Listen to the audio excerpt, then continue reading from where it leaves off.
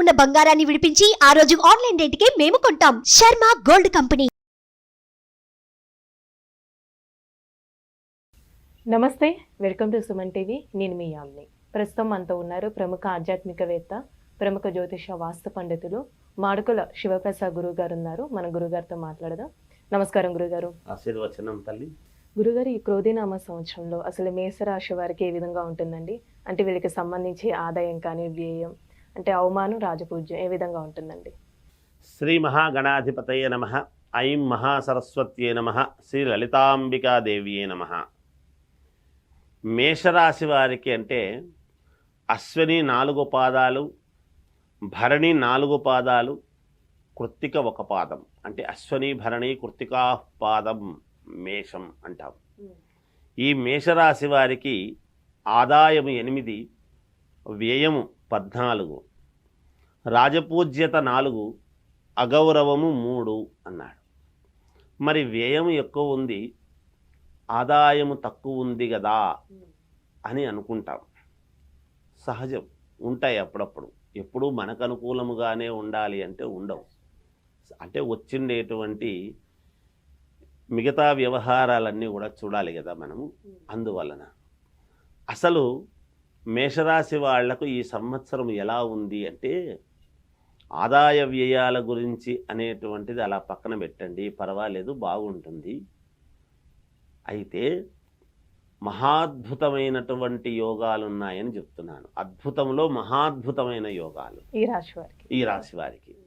ఏమిటి ఈ రాశి వారికి అంటే, మేషలగ్నానికి, మేషరాశికి కుజుడు ఎవరు?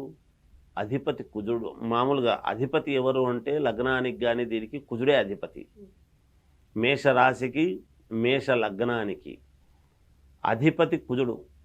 ఆ ఇంటికి స్వక్షేత్రం ఎవరిది అంటే కుజుడి యొక్క ఇల్లు.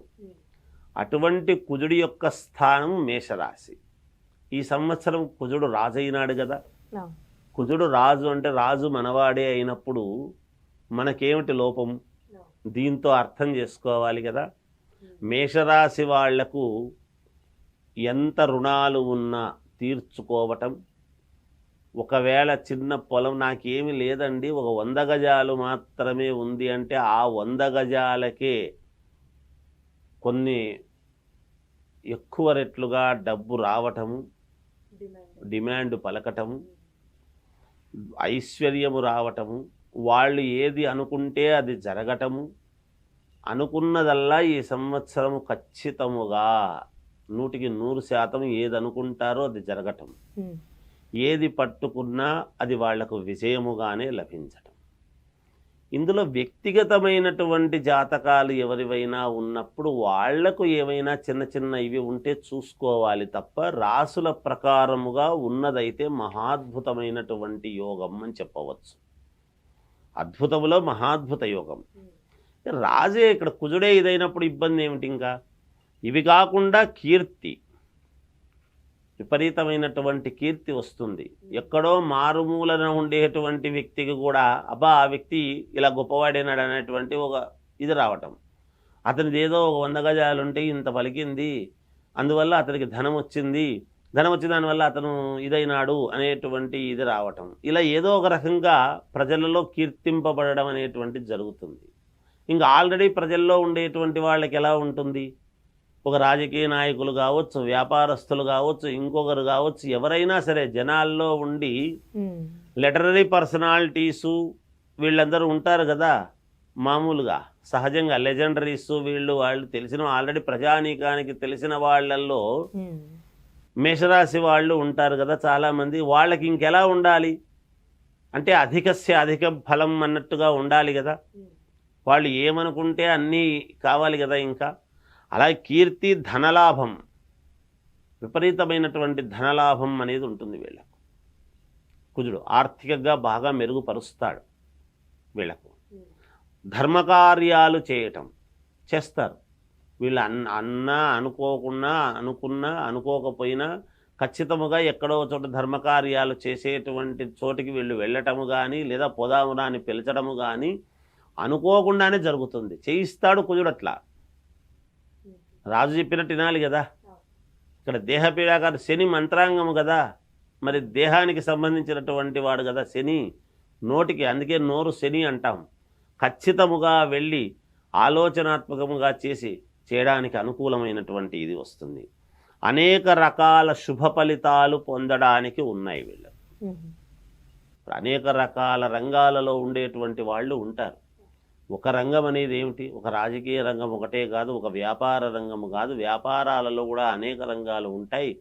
అన్ని రంగాలలో ఉండేటువంటి వాళ్లకు అనేక రకాల శుభ ఫలితాలు, ఒక రకమైనటువంటి శుభ ఫలితము కాదు. మనకి ఏదన్నా దీని ద్వారానే వస్తుంది, ఇంకోటి ద్వారానే అని కాదు. అనేక రకాలుగా సంతాన ప్రాప్తి, సంతోషం, మానసికమైనటువంటి సంతోషం, వీళ్లకు శత్రువులు కూడా మిత్రులుగా మారేటువంటి అవకాశం ఈ సంవత్సరం. అలానే ఇప్పుడు వివాహానికి సంబంధించి ఏ విధంగా ఉందండి వీళ్ళకి? చాలా బాగుందమ్మా. వివాహానికి కుజుడే అధిపతి, చెప్తున్నాను కదా, మేషరాశి వాళ్లకు చాలా బాగుంటుంది కుజుడు ఆధిపత్యము. వివాహము ఖచ్చితముగా ఈ సంవత్సరం ఎప్పటి నుంచో కాలేని వాళ్లకు 40 ఏళ్ల నుంచి 45 ఏళ్ళు వచ్చాయండి, 42 ఏళ్ళు వచ్చాయండి అని ఎక్కువ కాలం దీర్ఘకాలికముగా వివాహాలు కాని వాళ్లకు కూడా ఒక మార్గం అనేటువంటిది దొరుకుతుంది గాక. అలాగే భూలాభాలు, నీచభంగ రాజయోగం వీళ్లకు ఈ సంవత్సరము. సాహసోపేత నిర్ణయాలు తీసుకోవడం అనేటువంటిది జరుగుతుంది గాక. విద్యార్థులకు చాలా మంచి కాలముగా ఉన్నది ఇప్పుడు ఈ సంవత్సరం.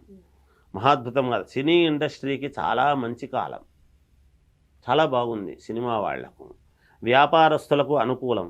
కోర్టు పరమైనటువంటివి ఏవైనా ఎవరికైనా ఇబ్బందులు ఉన్నాయి అంటే ఖచ్చితముగా ఈ సంవత్సరము వాళ్లకు విజయము లభిస్తుంది, ఊరట కలిగి తీరుతుంది కాక వీళ్లకు. అలానే ఇప్పుడు రియల్ ఎస్టేట్ రంగం కూడా ఏ విధంగా ఉంటుందండి? భూమికి సంబంధించి భూములకు విపరీతమైనటువంటి విలువ పెరుగుతుంది. కుజుడు అంటున్నాము కదమ్మా. రియల్ ఎస్టేట్ రంగంలో ఉండేటువంటి వాళ్లకు చాలా అంటే చాలా అనుకూలంగా ఉంది, చాలా అనుకూలంగా ఉంటుంది, అందులో సందేహమే లేదు. రాజకీయ నాయకులకు కూడా మహాద్భుతమైనటువంటి యోగము ఉన్నది. నేను చెప్పేది ఏమిటి అంటే ఎవరికైనా చాలా బాగుంది ఇది. మేషరాశి అనగానే ఇంకా వాళ్ళు చూసుకోవాల్సిన అవసరం లేదు. మేము ఒక మాట చెబుతాను, ఒక రత్న భాండాగారానికి తలుపులు తెరిచినట్టుగా ఉంటుంది మేషరాశి వాళ్లకు, ఒక్క మాటలో చెప్పాలి అంటే. అయితే వాళ్ళ వ్యక్తిగతమైనటువంటి జాతకాలు ఒక్కసారి పరిశీలన చేసుకొని ఏమైనా ఉంటే సరిదిద్దుకోవాలి. వీళ్ళు ఈ సంవత్సరము గోసేవ, అన్నదానము వంటివి గనక వీళ్ళు చేస్తున్నారు అంటే వీళ్ళకు పరమ పుణ్యప్రదం, వీళ్ళ సంతానానికి యోగపోతుంది. ఇది అమ్మ మేషరాశి వాళ్ళ యొక్క ఇది. చాలా చక్కగా తెలియజేస్తారండి, ధన్యవాదాలు. సుమన్ టీవీలో మీ పర్సనల్ అండ్ బిజినెస్ ప్రమోషన్స్ కోసం కింది నెంబర్కి కాంటాక్ట్ చేయండి.